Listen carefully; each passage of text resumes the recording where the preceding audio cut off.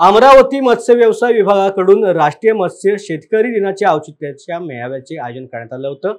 मत्स्य उत्पादन शेतकरी, ग्राहक, मत्स्य व्यावसायिक आणि मत्स्य व्यवसाय सुरू करणाऱ्यांसाठी हा मेळावा घेण्यात आला होता। या मेळाव्यामध्ये मत्स्य व्यवसायामधील रोजगार संधी, मत्स्य व्यवसायाशी निगडीत विषयांवरील तांत्रिक मार्गदर्शन, शासकीय योजनांबाबत सखोल चर्चा करण्यात आली असून तज्ञांकडून उपस्थितांना मार्गदर्शन करण्यात आले। नमस्कार।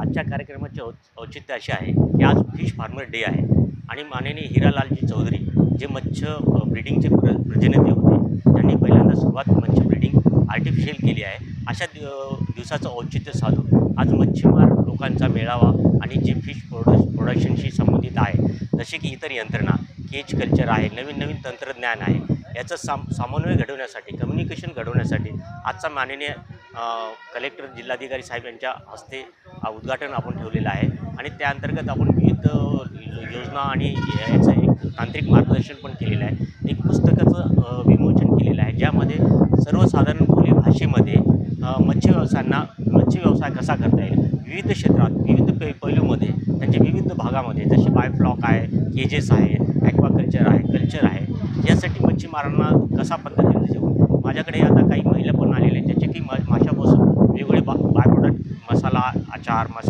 माशापासून वेगळे पापड हे बनवणे, त्याचे जे बाय प्रोडक्ट आहे ते महिला मंडळ आहे, त्यांना पण आपण बोलवलं आहे, त्यांचं पण स्टॉल आहे। तर या मेळाव्याचा उद्देश हा आहे की सर्वांना एकमेकाबद्दल कम्युनिकेशन होईल। मच्छी व्यवसायामध्ये अशा मेळावे किंवा ह्या फार कमी याच्यात